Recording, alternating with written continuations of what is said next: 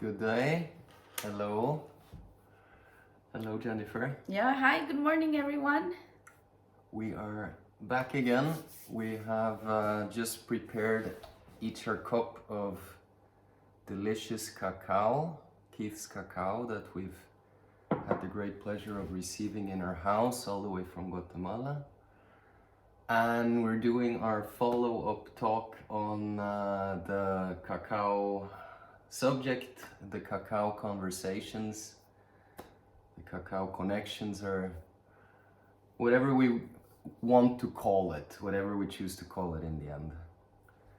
We're even here with a plate showing today's Mayan sign, right, Jennifer? Mm-hmm. And our idea is that whoever saw our first recording might maybe remember some of the stuff that we were talking about. And today we want to catch up a bit on the threads that we started weaving and that we started sharing last time around. Mm-hmm.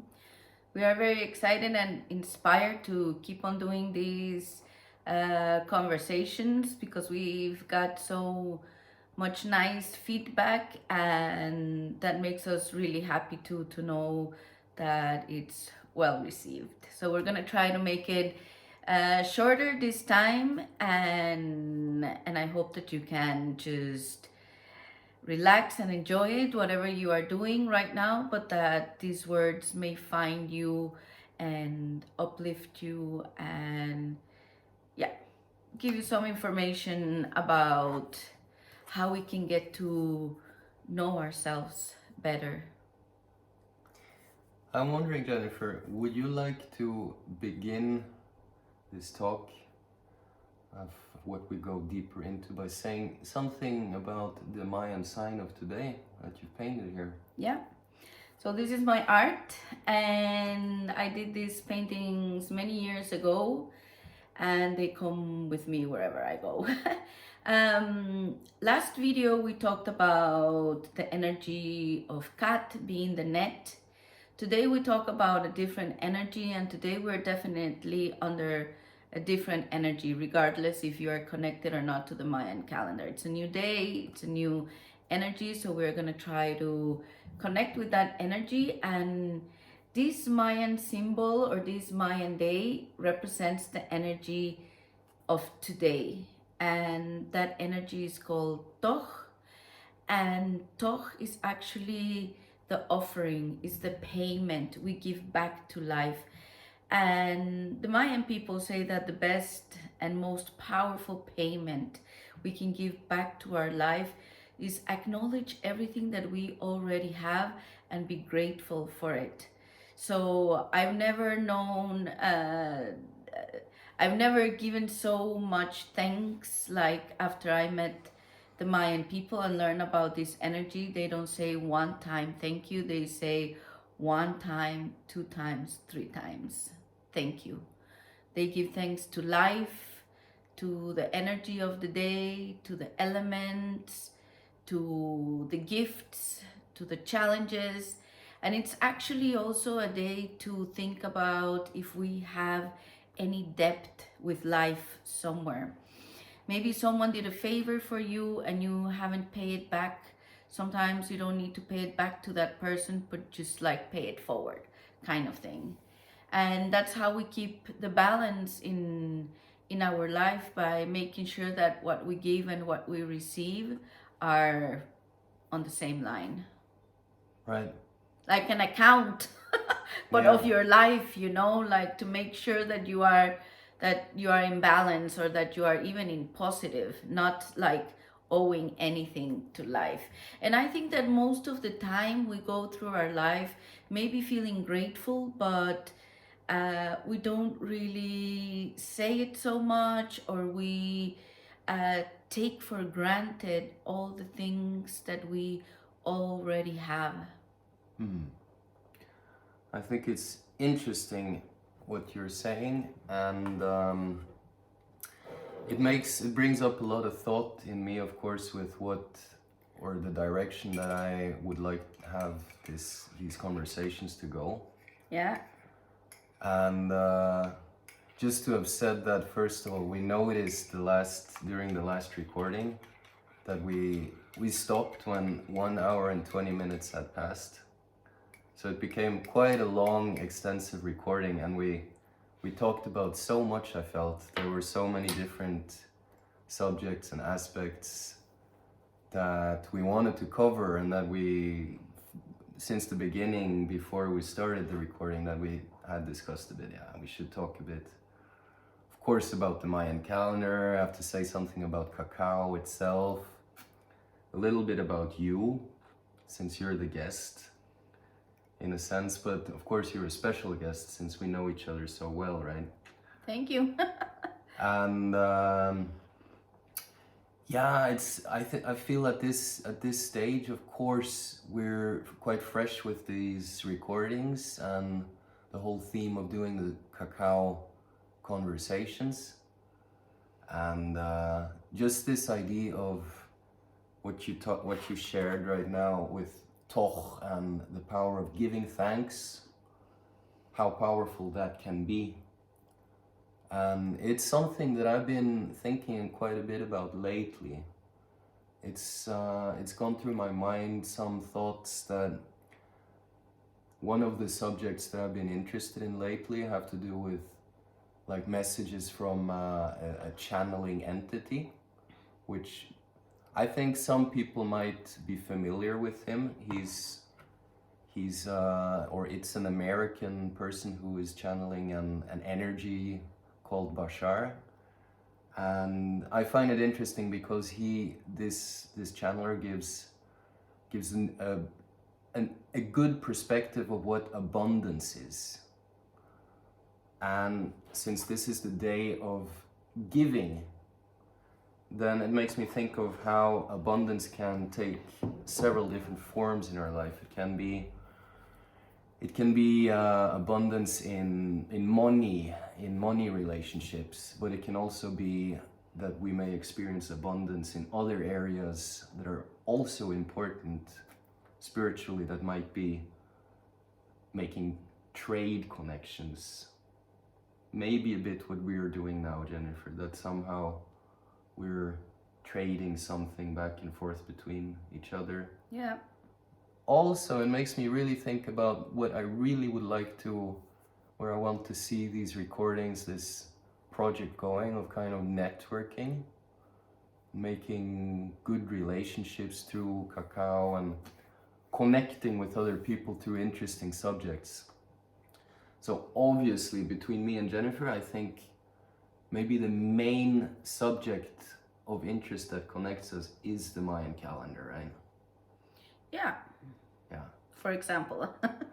I think that's it's like we find that naturally our conversation goes into that.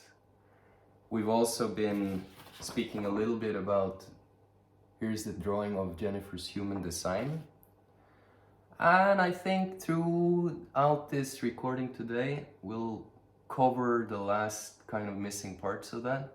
Okay. Without going so deeply into the details, because there might be other occasions, or there might be other people whom I might connect with later, or we might connect with, that maybe the subject could be specifically aimed at human design, because like we talked about last time, it's also a very useful tool. I feel that it's important to mention that I think that some people may be more attracted to the Mayan calendar and spirituality, or even maybe to that part of the world that actually really speaks to you, that that you feel like you become even more excited or thirsty of knowing a bit more about it and about yourself. And maybe there's other people that feel completely more attracted to something like the human design. For me, like I said last time, I just feel that they are branches of the same tree of knowledge, and that they all come back to the same base or intention, that is to get to know ourselves deeper and wider, and so don't get confused, don't try to understand everything at once.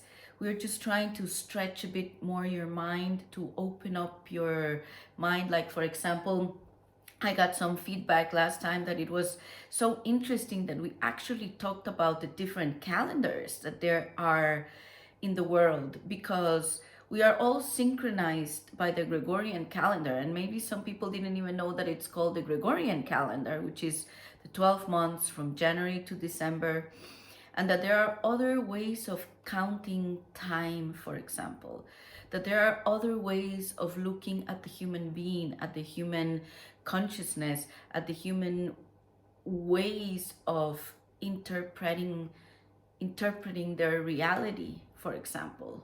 So this, I would say that it's really like taking it with an open mind, with an open heart, and take what serves you, and what doesn't serve you at this moment, just let it pass. Maybe it may serve someone else. Yeah, might be timing, you know, question of timing. But Jennifer, you know what?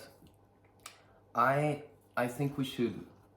I would really like to have us talk a bit more about this energy of toch. But first of all, so in this picture, I can recognize a fire. And of course, I know these Mayan signs quite well. But maybe you can say something about what is the story of this Mayan sign. So, is it true that there is a fire that you painted there, and why? What's the... Yeah. So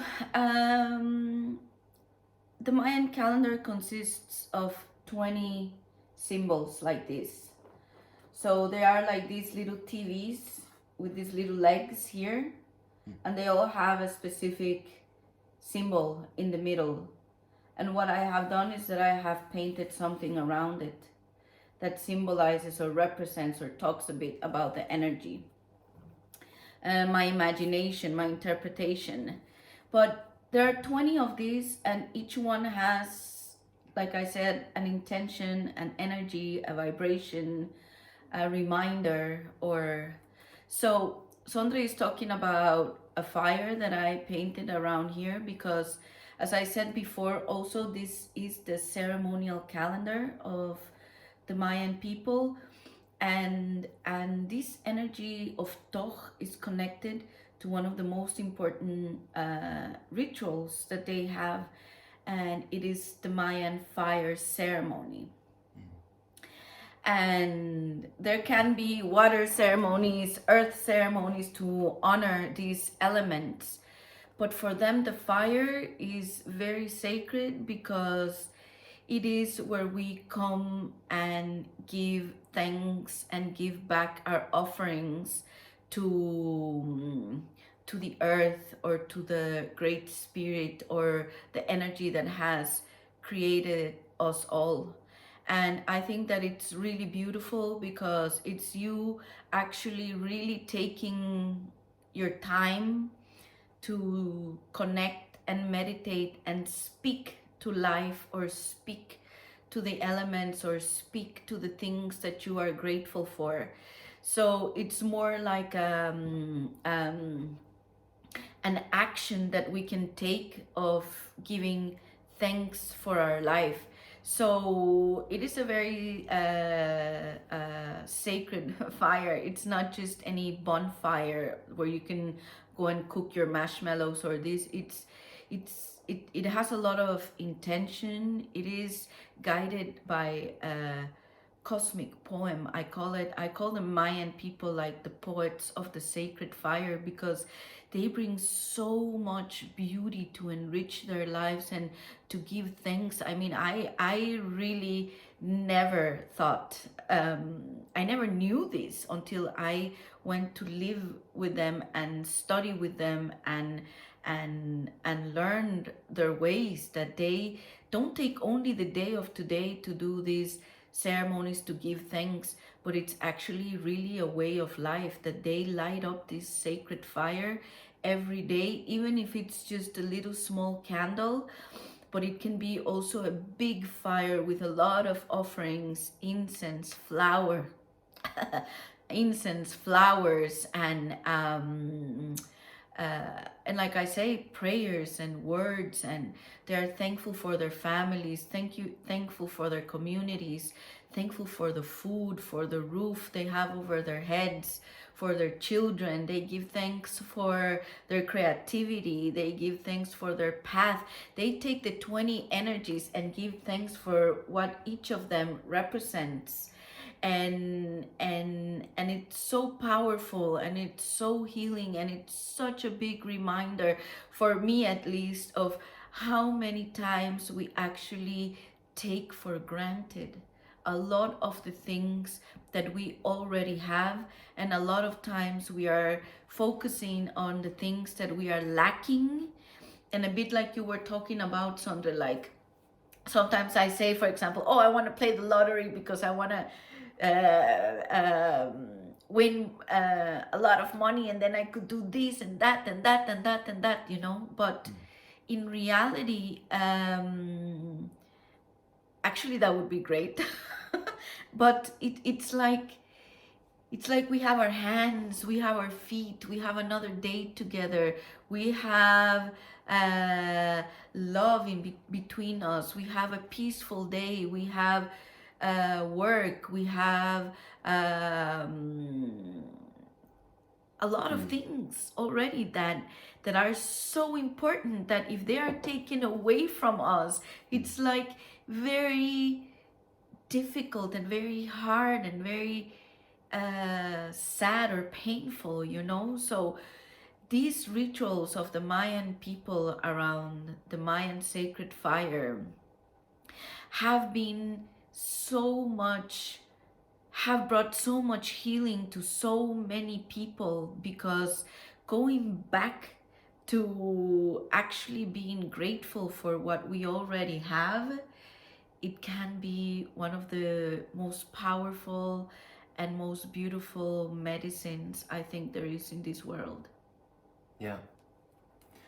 Yeah, and it's funny because today, and this sign is the second last sign and day in the cycle of the 20 energies. So in a way, when you explain it how you explain it, it's like the big fire that transmutes everything, like even your pains, your challenges, whatever struggles you've had, to treat everything equally, like to put gratitude towards everything, because I believe that if we manage to shift and like full-heartedly to view things in a spirit of gratitude, that's gonna change all the challenges, all the things that maybe they've been in the dark, like we haven't really acknowledged them, we haven't really been grateful for them.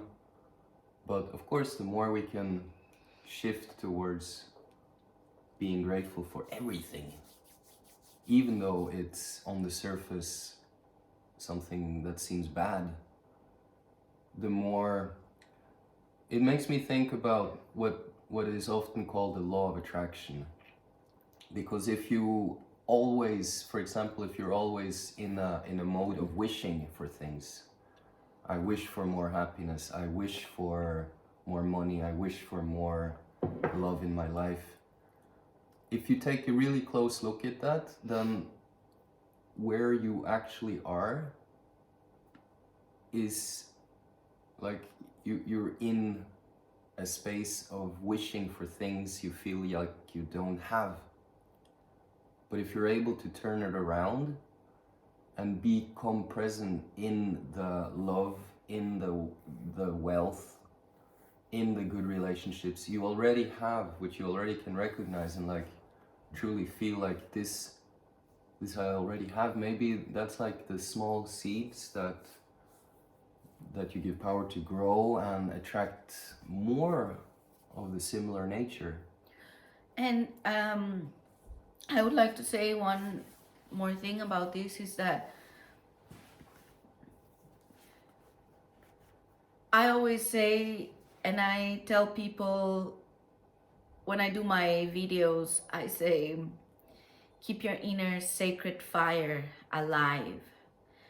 And I think and I believe that after sharing so many Mayan fire ceremonies with the Mayan people and doing my own ceremonies, I understand and I know that this ceremony, this time that you take to sit with yourself, to observe your thoughts, to make sure that you kind of like empty yourself and fill up your cup or your body or your mind with a lighter version of what you come in, you come out with more light, more positive. I think that this fire and this ceremony, it's really like a mirror to ourselves, and the same way like we train our bodies or that we train uh,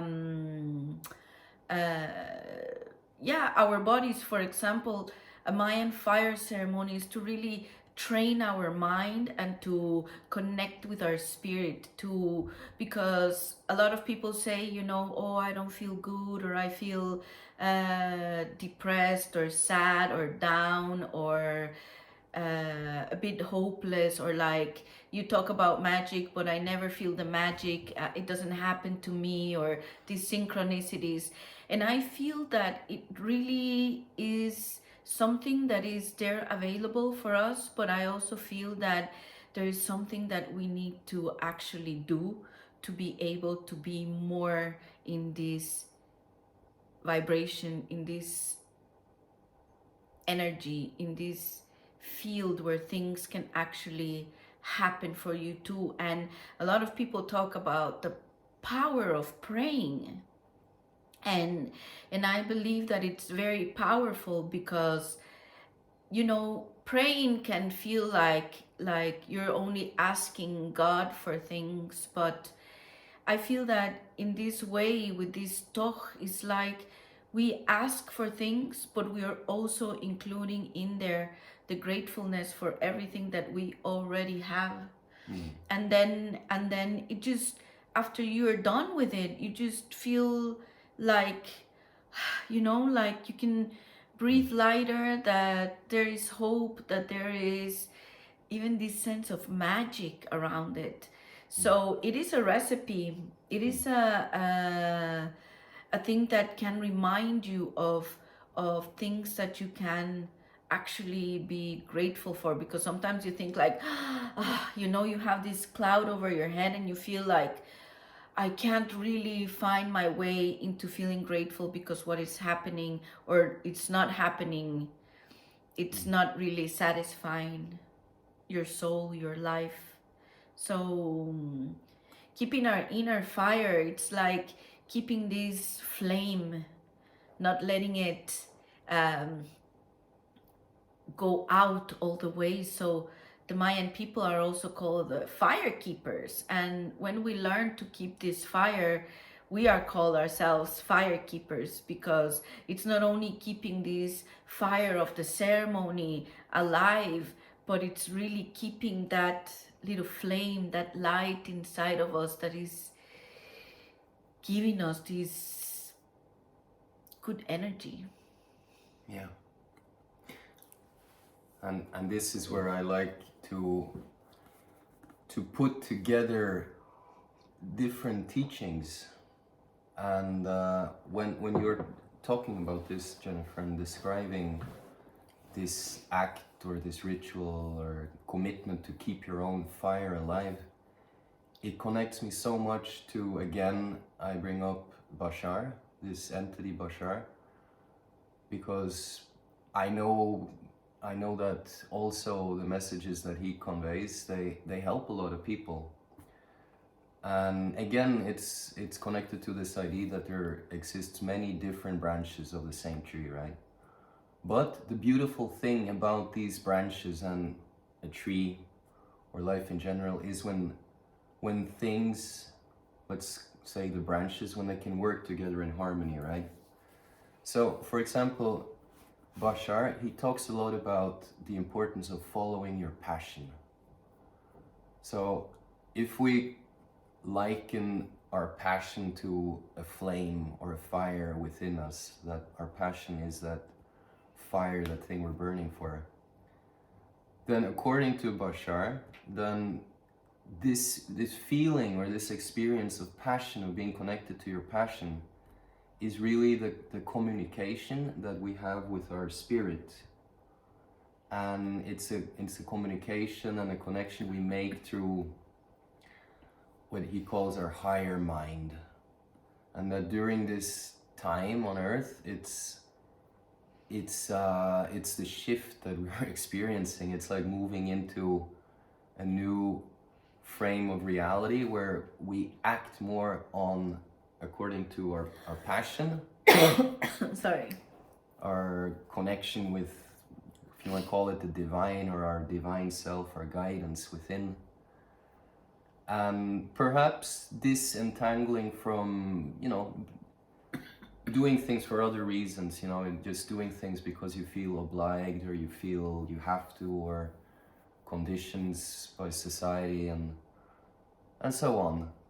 So yes, to feel truly thankful, truly appreciative towards yourself, your life, what's going on. And again, it connects with this idea of abundance and the different forms that abundance can take, because according to Bashar, abundance really is the ability to take action in a way that helps you move forwards with your passion, with your spiritual passion. And being present in your spiritual passion is the biggest gift, is the healing, it's the positive shift that we all can contribute with somehow. It may not be obvious there and then, but to be aligned with your passion it's bringing the higher energy. And then the different forms of abundance or prosperity that we can experience. One of them, like I mentioned, would be money. Another would be working in relationships, in doing negotiations, trades, deals, having prosperous human relationships, or even with other beings. They could be animals or plants or you name it. Also, the idea of gifts, of giving something, of giving a gift, or even receiving, being open to receive something from life. Can I say something? Yes. I think that it's like the microphone. I think that a lot of times we are more givers than receivers. Not everyone, but I know that if you have a good heart and good intentions, you're a lot of times wanting to give time, give presents, give I don't know, we're giving, we give a lot. We give in our work, we give in our relationships, we give to our children, we give to the things that we love to do or want to do or have to do. But it's very important for us to keep this balance and open ourselves to receive as well. We deserve to receive this abundance. We deserve to give ourselves time and space for us to be in touch with ourselves as well. So just a little reminder, just make sure that you are in balance in this situation, that you are open for giving, but also for receiving, not only from people, but from life. So the more you open it, and if you don't know how to open yourself up, something very powerful is to use your words. And how about if you just speak out to the wind or to the nature and say, hey, from today, I am open to receive your gifts and watch. That's a great idea, and it makes me think of a practice that I've really appreciate myself doing often. And in the Mayan fire ceremonies, right, Jennifer? Then they typically they communicate, they talk to the heart of the four elements, as well as the heart of the sky above us and the heart of earth below us. And I find that to be really a simple and beautiful, and it can be a very personal way of actually both connecting to yourself and to life around you. And like Jennifer said, it's something you could do just with a simple candle. You can even do it without the candle, like the Light up the candle, candle yeah, inside of you. because it's all about creating just this space, a space and a time to connect and to light yourself up, I guess. You know, to light yourself up and give thanks to different aspects of life. You know, you can use your imagination and what you think about what might be the heart of the sky, right? Maybe it's infinity, maybe it's endless potential, like the sky is endless. Maybe the heart of earth can be grounding, to give thanks for your own grounding, your stability, your connection to nature. Maybe the heart of fire, it can be the morning sun, right? The new beginnings in your life, the new day, the flame, the passion. The heart of well, the west, then, or you know, they're connected to the cardinal direction. So the heart of fire is typically the east, and then you have the heart of earth or darkness being in the west. So life both contains light and darkness. This is just like the way the Mayan people do it, you know. But you can just wake up, for example, and instead of the first thing you do is to take your phone and look at your phone and see these things, you can just like start by taking some good breaths and just feeling your body and giving thanks for waking up in the morning and using your words to say today is going to be a good day. And I always talk about the small steps that we can take every day that can bring us to feeling better, feeling more um, confident in yourself and in life, so to say. So yeah. Jennifer, how do you feel with time? We've been running for half an hour already. Yeah. We set a little bit of a goal last time, that we thought with ourselves that 45 minutes of recording time would be an okay amount of time. So we might think of kind of wrapping it up a bit. If time allows for it, I would like perhaps to share a little bit in a very intuitive way about you, Jennifer, a bit like aligned with your human design, my take of it. But maybe most of all, since we're in the day of Toch, of the offering and the giving, keeping the fire alive, I'm wondering, I might even ask you, you know, I don't know if you can give me an answer, but how do you feel I or life, or what do you truly feel with your heart keeps your fire alive? How could that somehow be here and now, It almost assisting you? wants me to, I almost have tears in my eyes because I think that keeping this fire alive, it's kind of like a work, a job, an internal decision that you make every day to keep it alive. That's why I learned really how to become a fire keeper of my own inner fire.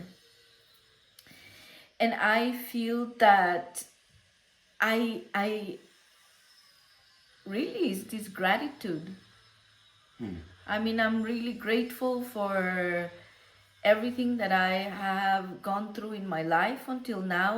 I have gone not only through the peak of the mountains, but also through valleys and these kind of like dark nights of the soul or whatever. But I feel that actually accepting myself the way that I am and the life that I have been able to create or co-create in my life, I'm really thankful for that. I mean, having a great man together with me and a great family and my daughter and the place where I live. But if I didn't have you, Sondre, or Leah, or this and that, because that's how the whole story started, I think that maybe curiosity and having an open mind and an open heart has actually helped me to be in this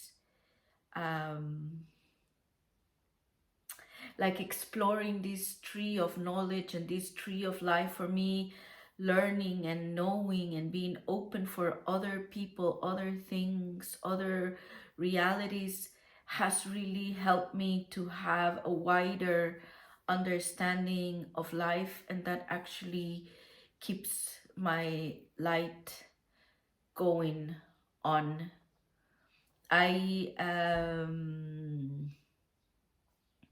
I think we can maybe go to this human design, because it's this what you have told me about having this my cross of incarnation or something like that, that is called the vessel of love. I know that ever since I've been lucky to have experienced being loved my whole life, because my parents really loved me and my brothers and my sisters also love me very much. So I've always had this love around me, and I think that I have a lot of love to give. And I think that being this vessel of love actually is it's the chamber for this inner light, inner fire to be alive inside of me. That's why I almost have tears in my eyes, because I really feel a lot, and I really genuinely love people, even the ones that I can't trust so much anymore. I still have love for them. Well, according to your human design, Jennifer, then you have certain traits, or they're called channels, Yeah. which are like a bit like fingerprints, if that's a good description. Fingerprints that characterize like the basic personality you have, and one of these channels, it deals with initiation and moving through some, could be challenges, but that these challenges or initiations, they eventually bring you to a deeper appreciation of the spiritual heart. I'll open the of door for a cat. existence. Our cat is meowing at the door. So while Jennifer is opening the door for the cat, for people who are familiar with human design, I might just point to that so-called channel, which is one of the parts that it's this little line between the red triangle and this yellow square, which both are associated with the heart or the chest. The yellow one is is the center of love and self-identity and direction in life. And it's around this center, around this theme of love and loving relationship to different aspects of life. That's where Jennifer has this, what you call the incarnation cross, which is called the vessel of love, which deals a lot with, being able to be present in love, different ways of connecting. One of those ways of connecting, those angles on love, is the universal love.